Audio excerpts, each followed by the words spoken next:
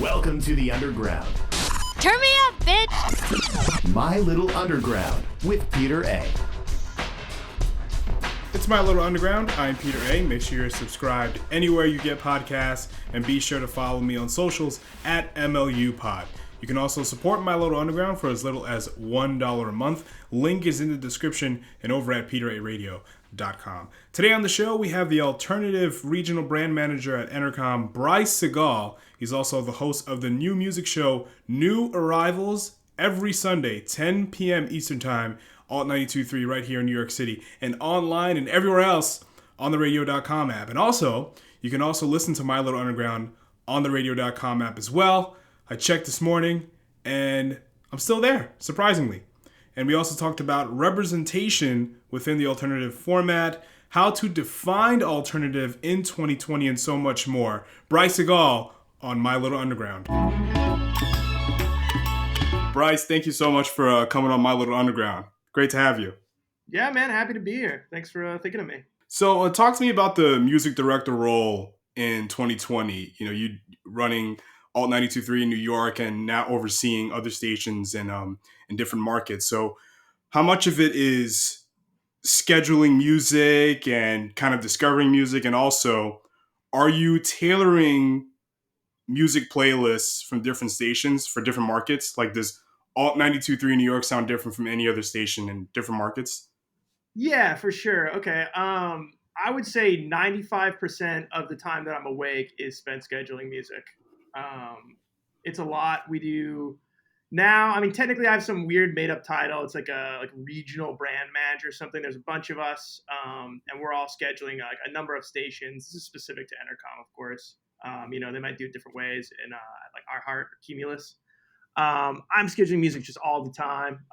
Most of the time while I'm scheduling music, I'm also taking calls with labels. That's a lot of just sort of relaying research, talking about like our agenda. Like, for instance, like one of the things we're working on right now is, actually, I don't think I'm allowed to talk about that, but like upcoming events, if we want to book bands for stuff, or if we have like holiday programming, getting liners, things like that. And then what else am I doing? Yeah, I mean, once a week, I will sweep pretty much every single playlist on Spotify. That's mostly for new arrivals. I also, throughout the week, am constantly being bombarded by labels asking me to listen to music. I'm looking at the chart. I don't know. It's a lot. And then to your question about the station playlists, they do vary by station. We look at research weekly. We have call-out research that sort of dictates our decision-making per market. We have a log we call the select music log, which runs from, I guess, 7 p.m. to 5 a.m. And that is all the same across all markets. And that I also program. So that's pretty much the rundown right there. Yeah, like the reason why I asked this is because I went to Atlanta last year and I turned into a hip hop station over there, and hip hop radio down there sounds so different from hip hop radio up here in New York. But there are some things that come together, but there are some differences. Like, I hear more of what is in Atlanta, and in New York, I hear New York, but you know what I mean? Like, there's certain things that are the same, but there's a few things that are different. Is that the same for your job and how Entercom sees the alternative stations? I mean, I think the ethos here is sort of a hit is a hit, and this is probably how it is anywhere, I would think. And then you sort of have regionalism, right? Like, obviously, at the stations and cities that in particular have music scenes that were pretty robust in certain periods and really shifted culture, Atlanta being one of them for hip hop. I think Seattle being one of them, a good example for alternative. You're going to have stuff there that's regionally very different. The Shins don't mean shit out in New York, but, you go back to Seattle, Death Cab's huge. They play a lot more, especially if you get into active rock. When I growing up in Seattle, like, it was all Nirvana, Alice in Chains, Pearl Jam all the time. And then I went to LA and it's like, oh, you're playing a lot of Offspring, you're playing a lot of Blink-182. So yeah, I mean, I think that regionalism for sure exists. In terms of us right now, I think that sort of touches on why we do have not just one log for every station all the time. During the day when most people are listening, we try to make sure that sense of regionalism is not lost and that identity of those those brands is not just compromised for the sake of the almighty dollar. Got you. Tell me about whatever you can tell me about conversations you're having with record labels that want airplay for their artists. Like, what is that like? I mean, it's pretty much just like, hey, we have this coming. We think it should be on your radar. We think it would work for the format. Here's a bunch of data about it. Here's our streams in the city. Here's the Shazams. Here's the creations on TikTok. Just sort of depends where these spikes are coming from for them, and then we sort of use that to determine if we think a song is a priority or not for our listeners. I think there's a common misconception that we just walk in here and if we like a song, we play it. It's really not the case. Obviously, we are catering to a very specific audience. We are aware of who that audience is. And while we might be very excited about something, our audience may disagree. And so it's about programming to them, not to us. Sorry, I don't know if that answers your question. Feel free to, prod at me. No. I mean, that's also interesting about TikTok and social media. There are a few bands that went viral. Their songs went viral on TikTok, like Beach Bonnie, for example. Yep. Now there's a lot of different things that may float under like a radio station's radar, like you said, Shazams and Spotify playlisting. How much does social media kind of, fit into that conversation of what is, what's going to get airplay?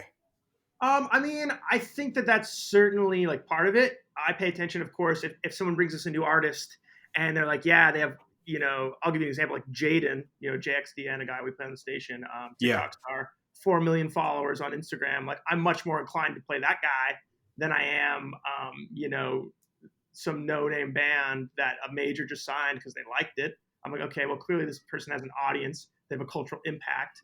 Us, further amplifying this person is probably something that means more to our audience than me just kind of, hoping or trying to help a major label with their agenda. Because like oftentimes radio trying to use as a catapult, right? To sort of skip steps. Or in the way that they bring us data, they might be trying to get playlisting. So if they're like, oh, well, it's on the radio, they might be trying to use that as a driver for DSPs to then work their own agenda, Like labels are our partners, but everyone has their own sort of end game. Right, and on I've worked in college radio promotion, as an intern, and you see, like you said, like a lot of them are just trying to work their agenda. Here's the artist we want to push, and can you be a part of that? And you have every right, to say no, because we're doing this over here. This makes more sense for us. So yeah, that's totally how it's really not all that different. I mean, of course they have like their release schedules, and it makes sense. We want to be part of those cultural moments. If they just signed, what's a good example? Like the Strokes just went over to Red Light as management, but and their agenda is working this Strokes song, and I'm like, okay, well, does that align with what we're doing right now? I don't know, maybe. For me, for new arrivals, that's something where I go, okay, like. You guys want airplay? Like we're trying to find a place for it. Maybe that doesn't make sense on our playlist, but hey, that's like a cool look for new arrivals. Let's do an interview with Julian, that kind of thing.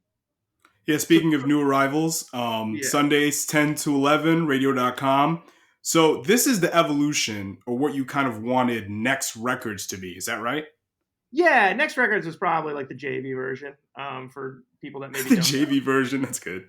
That was like a specialty show I did, I don't know, for like 6 months maybe on 92.3 before the changes and the nationalization. And then, I'm fortunate that Mike Kaplan trusts me for some reason to have a national specialty show where we can sort of go outside the boundaries and highlight things that wouldn't normally be there on our playlist. And, I tend to think will likely lead the sonic palette moving forward, though, even if these aren't the artists that we'll ever get, really put into our heavy rotation. So like people like I talked to James Blake for instance this weekend, and that's a guy that he's worked with Kevin Parker, he's worked with The Weeknd, he works with Travis Scott, he does all these things, he's influencing culture, and he makes of course amazing music of his own that's really forward thinking and has been, and I think culture's only just now sort of catching up to his sound. But that's not a guy that I think our larger key audience wants to hear. They want to hear MGK. So it's about creating space for that. I'm a big fan of radio specialty shows because, I like the pushing the boundaries and kind of what exists outside of the normal rotation. Some of my favorite stations, I rarely listen to the regular rotation, even though it's fine, but I just like the oddities, if you will. So what is different about new arrivals from Next Records or any other new music specialty show on radio? Is it the national scale? Is it the creative freedom? What is it? I'll be honest with you, it's pretty similar to Next Records. But in terms of comparing to other nationally specialty shows, the idea, kind of like I said, is when you look at there's a specialty panel, of course, and I think that everybody out there is doing good work and fighting the good fight for the most part. But I do think there are a lot of shows that are also just using it as sometimes a bin to throw in new music from those labels. Be like, yeah, we'll put it on specialty, we'll give you a spin. That checks a box for them. It makes the label feel like they're getting something they can take back to management and say that, oh, we're weaseling our way in. Next Records is very much not that. I talk to a bunch of specialty promoters the same way I talk to labels. And, I'm aware of what they're working each week, but really, like, I'm mostly going off of my gut and my taste, which I think has its pluses and minuses. On one side, I'm usually 2 to 3 weeks ahead of a song getting worked at specialty. On the downside, I don't like certain things. We talk about garage rock as something that, like, I don't love as much, so that's probably not going to get as much shine. But I think you can say that about anything. There's programmers that I won't name at DSPs that very much have influenced, I think, alternative with their playlists at this point. And I think for the worse, I think they're damaging culture with what they're doing. But that's part of being a quote unquote tastemaker, I guess, is you get to make the taste. You get to, inflict, if you will, your taste upon the world. And you're kind of walking that line with new arrivals. Like, you're seeing what's on the pulse, but you're also finding out what's kind of, a little far out and not exactly in tune of what is, aligned with what quote unquote alternative radio is doing. Is that fair to say? Yeah. I mean, like, a good example is just this woman, I'm going to butcher her name, Fouché. Are you familiar with that? That song, The Deep End? No. It's a song that I think, if I have my story right, sort of blew up on TikTok. RCA signed it. And now I think they're talking about working it to alternative. That's a song I just played on my specialty show the first week because I was like, this song is great. I think it rides the line of alternative. It's like a little bit R&B leaning, but has sort of an edge to it. And that was just a song that I just put on that wasn't on the chart. I didn't know if they were going to, I didn't think they were going to work it. I thought it would be cool to play. I took it to our music meeting with all of our programmers, and it got a mixed response. It's, slowly growing on them. But yeah, I think it's about that. It's also, to me, just about, playing stuff that wouldn't normally get shine, like Idols or something, or Fleet Foxes, who are on the show. I don't know when this is airing, but this weekend. But also just kind of like putting on Dorian Electra, which to me is just like, wow, this is like the future. 100 Gex, like, this is the future. And like, if we don't support these things at radio, like, what are we even really doing? So it's just about, again, carving out a little space in the FM alternative format and saying, like, this space is where culture lives. This is where the people who are making that culture are going to come and have those conversations. This is where those people that have created the baseline for that culture are going to come and talk about, like, their work and their influence. And this is where, a lot of the people that would go on to be those bigger figures will probably be heard for the first time, because it's probably a little bit too outlandish for our mainstream audience. There's a lot of use a word a lot that I find interesting: culture. And when you look at the alternative radio format playlist throughout the country, or whatever you're overseeing, well, let's be honest, the alternative radio format is largely white. And are you paying attention to that? Like, are you seeing like, okay, we should do something about that?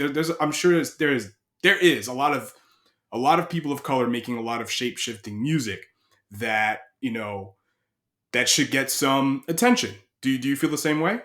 That's a conversation I have almost every week. It's a conversation that I feel not only the people listening, but the people in the room are all white, and that bothers me. Obviously, like, I think that diversity is key to culture. I think that culture moving forward isn't just having, one voice and one experience, right? Like that's what's great. Whether whatever,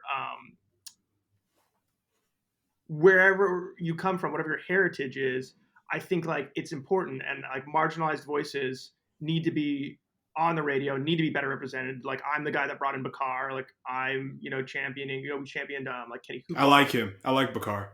One of the things for me about Fouché is that I got really excited about the possibility of playing her. Is I believe she's a Black woman, and I got excited about the concept of being like, when was a person of color, or like when was a non-white person, female specifically, driven up the radio chart? And with our sort of reach of having that select log and having 15 stations in our arsenal, I really got excited about the concept of being like, we can make that change. We can literally, physically, the people in this room be like, okay, there's a space for this, and we're going to push this through. And now it sort of opens the gate for all kinds of other people and all kinds of other voices of all sorts of diversity to come through. Like Mitski, obviously not white. Like I'd love to champion her more. Things like that. Like, man. Basically, what I'm saying is like I think that the more diverse we can make the format, the better. And I'm talking about it all the time. I'm very loud about it.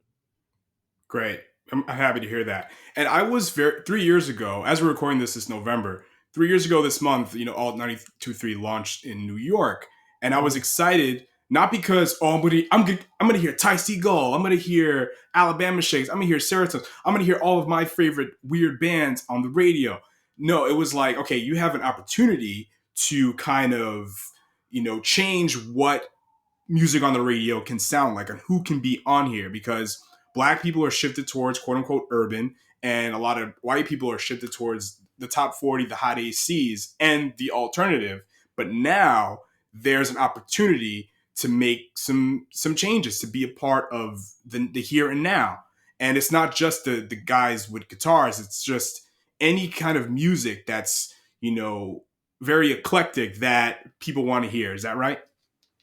Yeah. I mean, I think you can put anything on that. It's sort of hard to define. It's like, this is a bad example, but like when someone's like, oh, that guy's a bro, like you can't really define what a bro is, but you know what a bro is. Yeah, of course. There's all kinds. And so it's kind of the same thing with alternative, where you're just like, yeah, that's alternative. Like I can't really tell you why, but that's alternative, Yeah, I'm glad you brought that up, because the alternative radio format, like me being a crazy music fan, again, like you said, when you hear it, you know it.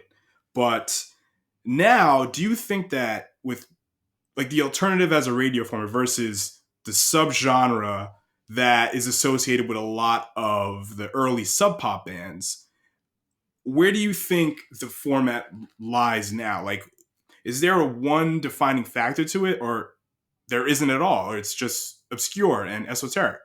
I mean, I think what you're asking is like, are there sort of like pillars of alternative sonically right now?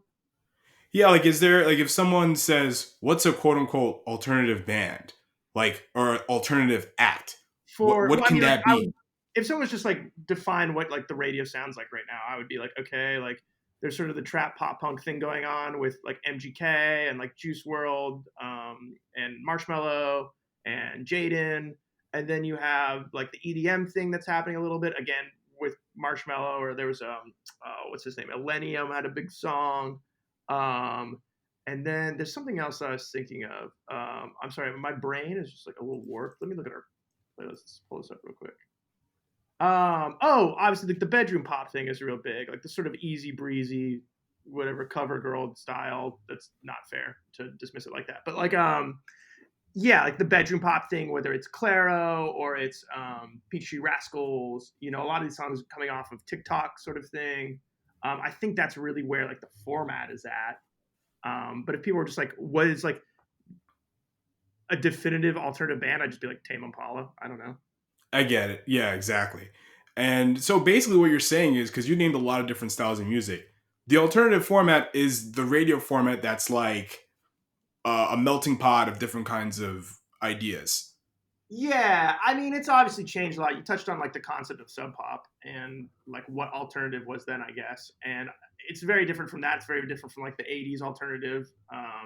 I think that that's just like a byproduct of capitalism and commercialized radio, and I think that really after the big Nirvana boom and this influx of money into the genre, it's sort of lost its identity. I think like you could kind of trace it all the way to maybe like 2007 was kind of the last gasp, right? When like you have bands like Passion Pit are real big, and like MGMT, Phoenix, kind of that whole era, the blog era, if you will. Yes. To me, Metric.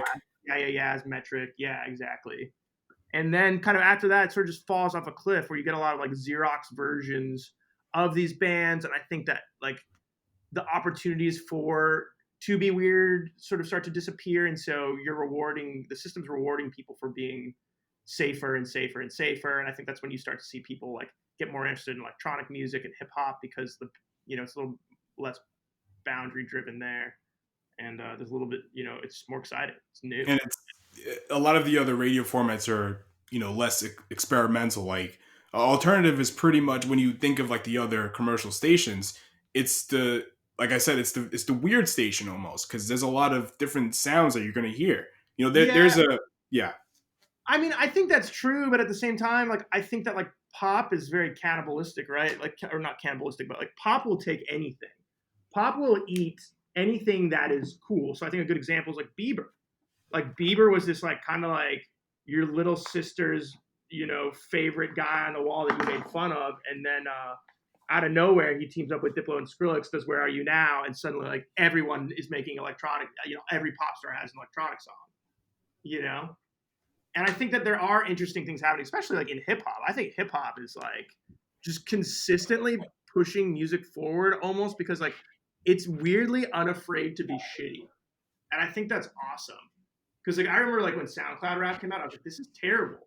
And then it just sort of like kept going. And I was like, okay, like, but in this terrible subgenre, like this is kind of fun and this is kind of cool. And like gradually, like it took the time to flesh out its identity. And gradually it was like, oh, SoundCloud rap fucks. Like SoundCloud rap is awesome. And then like all these different things come out of it. And then I think like you look at guys like XXX or Lil Peep that inject this whole other thing into it. And then now that's sort of, I think it's just like the template for so much music that's out there now. I think it's like them and like Mac DeMarco weirdly. Yeah, I think a lot of like music now is becoming very genre ambiguous and being inspired of each other. Because even in the hip hop world, there's a lot of conversation like, okay, what is even hip hop anymore?